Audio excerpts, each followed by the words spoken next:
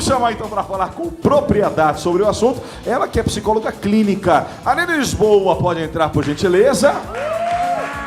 Olá, tudo bem? Prazer em recebê-lo no nosso programa. Obrigada. Pode aceitar, fique à vontade. Vamos falar então sobre o desequilíbrio emocional. Doutora, é por aí mesmo o negócio? Tem gente que perde a razão, perde a noção na hora ali. Tem alguma explicação? Tem, né? E qual é essa explicação psicológica para quando a gente perde o controle do negócio? Então, vamos brincar um pouquinho com a situação? Quem nunca, né? Não é mesmo? Nunca? Quem nunca? Ixi, né, Karen? E o que acontece, né? O problema é quando isso acontece com muita frequência e com intensidades que vão aumentando cada vez mais. E o corpo sente, né? Então, quando você disse sobre a fome, eu estava ali atrás. É verdade. Porque quando a gente não está bem alimentado, quando a gente não dorme direito, os hormônios e tudo aqui dentro do nosso organismo responde. Então, a gente precisa ficar muito atenta com se permitir sentir, mas com um certo equilíbrio. Porque senão isso nos domina e aí é bem complicado. Porque a gente não tem o domínio e sai muito de forma impulsiva, a gente perde controle e aí tem culpa. A gente brincou um pouquinho no início, mas é muito perturbante depois quando esse desequilíbrio passa. É uma onda, né? Dá até uma vergonha, né? Muito, muito. Na hora que você olha no espelho, vê todo descabelado, fala, Jesus, quem estava aqui? É isso mesmo. E as mães que digam, né? Que digam, porque os jovens aí se desequilibram, até os pais ficam assustados. Tem pergunta, Carol?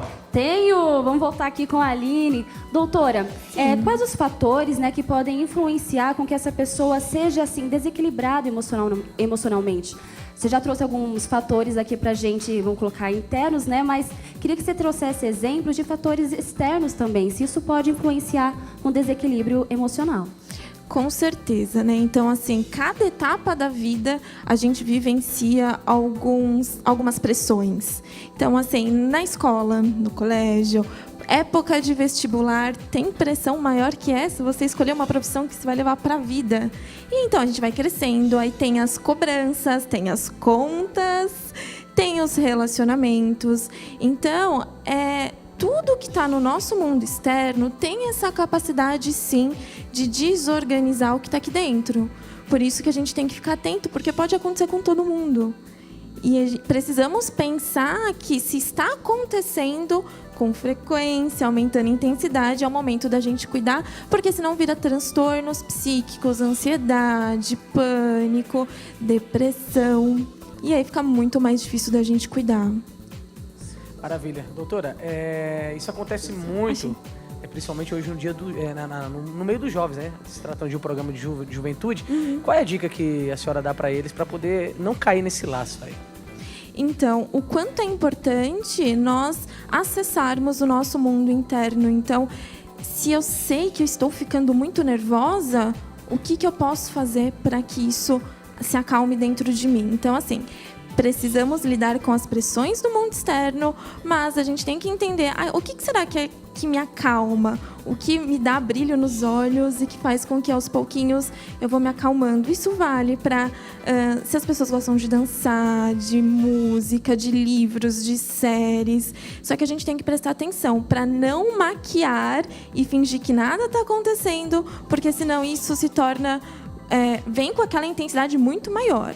Então, assim, reconhecer primeiro o que está causando todo esse desequilíbrio para cuidar lá da raiz, sabe? Não só maquiar, tipo, eu vou ali ver um filme e aí depois vai que volta com intensidade maior.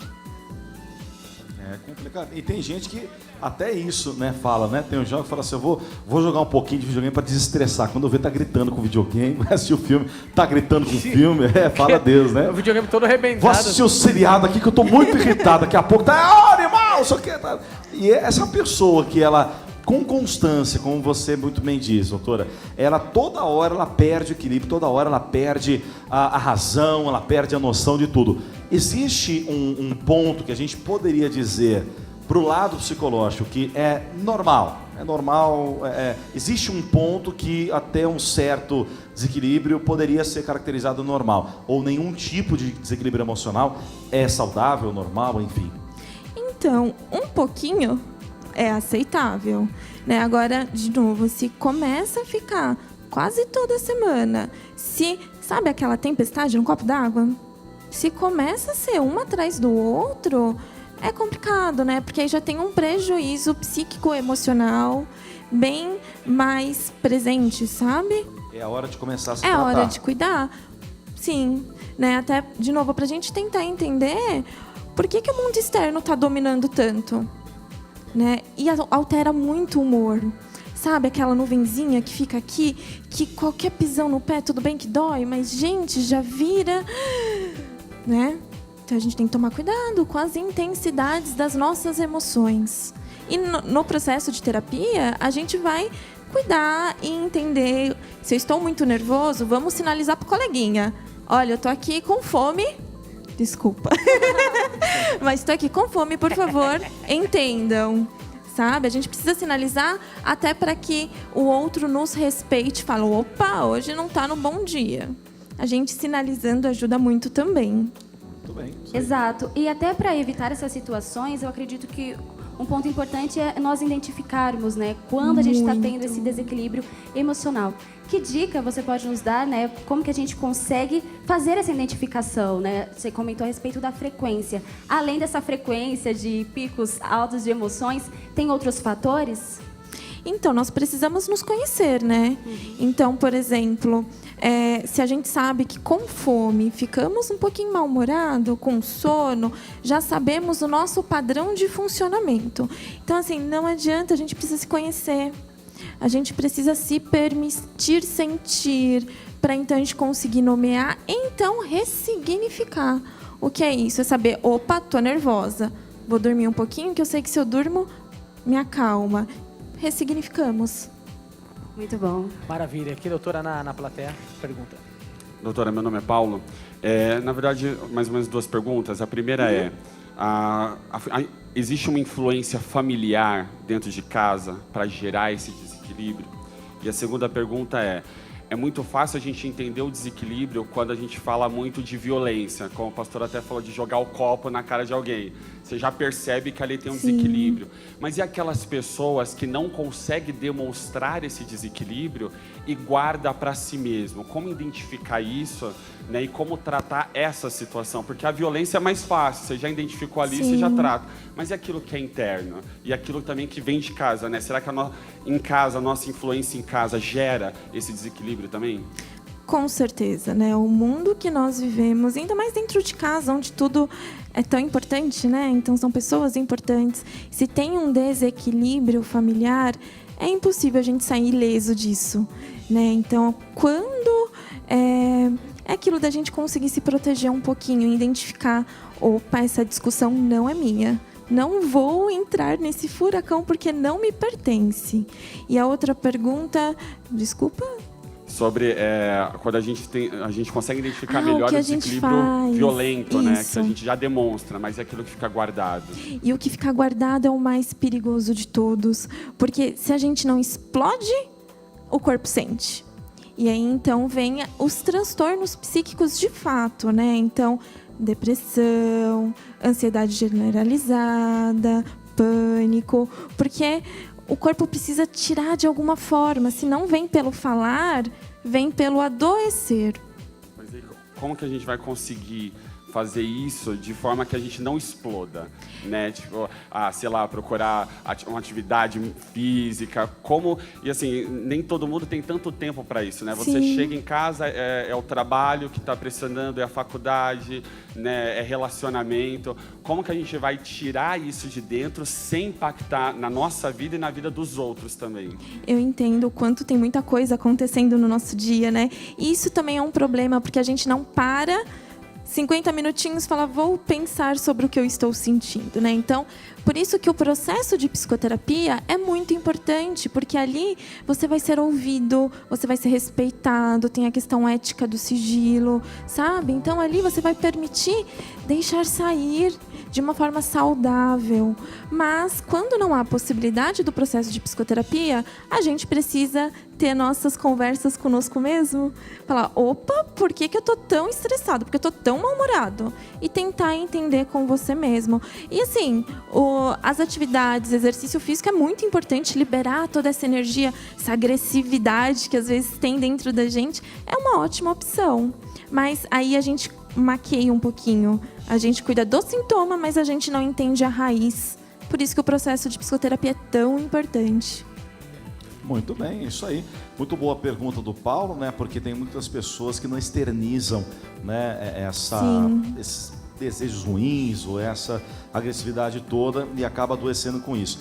Do outro lado, da pessoa que sofre geralmente esses ataques, né? Que tem um amigo aí descontrolado emocionalmente, ou que conhece alguém que está sempre, como você falou, uma vez ou outra, com uma razão muito plausível ali. Não, ele está sempre descontrolando, é coisinha boba, toda hora está estourando, está explodindo, ou ela está assim, como o Paulo falou, introspectiva, você vê que ela está começando a ter sintomas ali de uma depressão, alguma coisa. Como que um amigo pode ajudar o outro, vem tudo isso, se essa pessoa não tem a possibilidade, né, vamos estudar a possibilidade da pessoa não fazer uma terapia, mas como que um amigo pode ajudar o outro? Ver que ele está, ou ele é muito estourado, ou ele é muito fechado, né? Como é que a gente ajuda?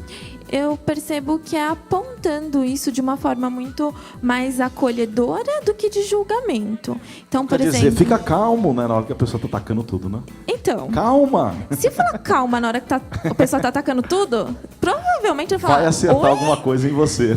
Não, você corre risco, inclusive.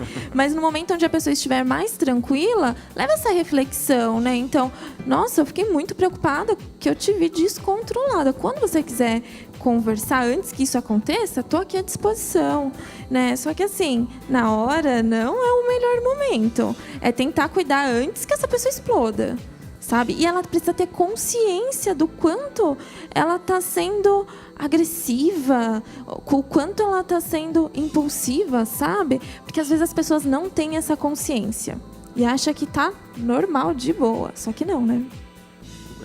Exato. Identificar é muito importante, né? Para você poder saber como tratar, saber como agir. E ouvindo tudo que a gente já comentou aqui, a respeito desses picos altos, uma hora explode do nada, me faz lembrar um pouco da questão da bipolaridade. Queria que você falasse um pouco aqui pra gente das diferenças do desequilíbrio emocional e da pessoa que age de forma bipolar. Então, o desequilíbrio emocional são episódios específicos, né? Então, teve um estresse, a pessoa observou a situação, que ficou muito nervosa, e aí ela toma uma proporção muito grande, o famoso tempestade em um copo d'água. Agora, quando a gente fala de um transtorno bipolar, é algo muito mais... não que o outro não tenha um sofrimento, mas esse é um sofrimento muito mais intenso, porque não é um episódio. Às vezes, a pessoa fica semanas e meses nesse desequilíbrio. E aí depois acalma. Aí depois a próxima. Então, assim, e tem outras questões envolvidas também. E aí, nesse caso, quando existe a bipolaridade, é importante também o acompanhamento medicamentoso. Então, são desequilíbrios com uma intensidade maior. Isso.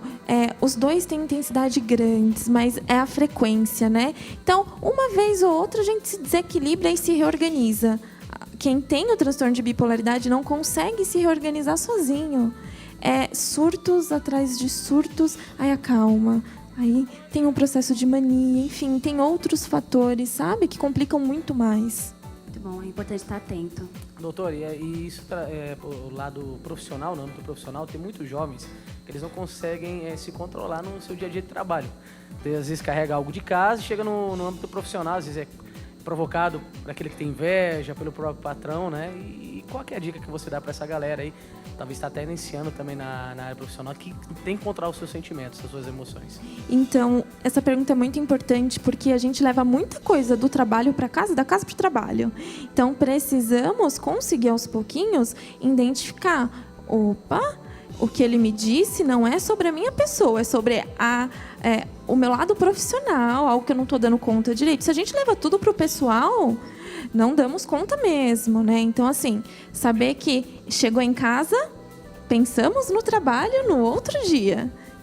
Porque se a gente começa leve e traz, a gente não tem estrutura, sabe? Então, por exemplo, voltando do trabalho para casa, vamos se desligando aos poucos, vamos ouvindo uma música, vamos fazendo uma leitura, até para o cérebro entender que, olha, aqui eu estou num lugar seguro, sabe? Então a gente precisa ter essa consciência, né? Por mais que seja difícil, na teoria é lindo, mas na prática a gente precisa exercitar. Ótimo. Muito bem, é isso aí. Olha, pegou essas dicas aí pra você, tem que dar aquela acalmada, tem que buscar ajuda sim, porque precisamos aí mudar algumas atitudes das nossas vidas. Doutora, muito obrigado aí pela sua participação. Obrigada. Como é que a gente tem os seus contatos? Podem entrar em contato pelo número do consultório, 3862-1202. Pode ser pelas redes sociais também. No blog tem todos os outros contatos. O blog é lisespsicologia.com.br.